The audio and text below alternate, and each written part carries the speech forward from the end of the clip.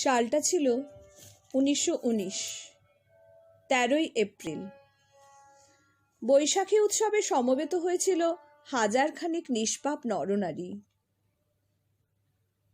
আনন্দঘন পরিবেশে তারা একে অপরের সাথে আলাপচারিতায় ছিল ব্যস্ত। হঠাৎ কেউ কিছু বুঝে ওঠার আগেই জেনারেল ওডায়ারের 1600 রাউন্ড গুলি ঝাঁঝরা করে দিল শত শত ভারতবাসীকে। অকালে ঝরে গেল অগুন্তি প্রাণ। চারিদিকে রক্তের প্লাবনে ভেসে গেল অজস্র নারী পুরুষ, যাদের হিসেব পর্যন্ত মেলেনি সরকারি নথিপত্রে।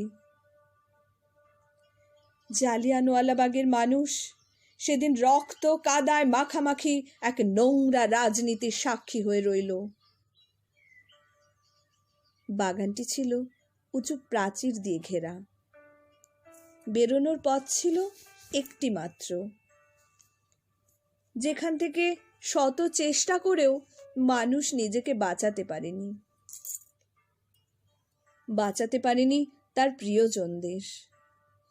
জননী তার সন্তানের শোকে কথা হারিয়ে ফেলেছিল। সন্তান তার জননীর মৃতদেহ নিয়ে স্তব্ধ হয়ে গিয়েছিল।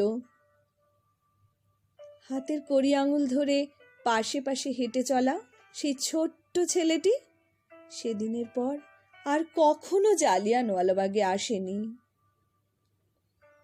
স্বামীর জন্য পথ চেয়ে বসে থাকা কোনো রমণী চোখের জলটুকুও ফেলার অবকাশ পায়নি। অপেক্ষারত ভালোবাসার মানুষটি অপেক্ষা করেও তার সঙ্গীর দেখা পায়নি। ভারতবাসী কখনো দেখেনি এমন মর্মান্তিক দৃশ্য। হতাহতের পাশে আহত মানুষগুলির ক্রন্দন কি তোমরা শোনোনি? তোমরা কি নগ্ন নাকি পশু? সাদা চামড়ার অন্তরালে সেদিন ফুটে উঠেছিল তোমাদের পাশবিক রূপ। জালিয়ানওয়ালাবাগ, তোমার রক্তে ভেসে গেল সুজলা সুফলা সোনার ভারতবর্ষ।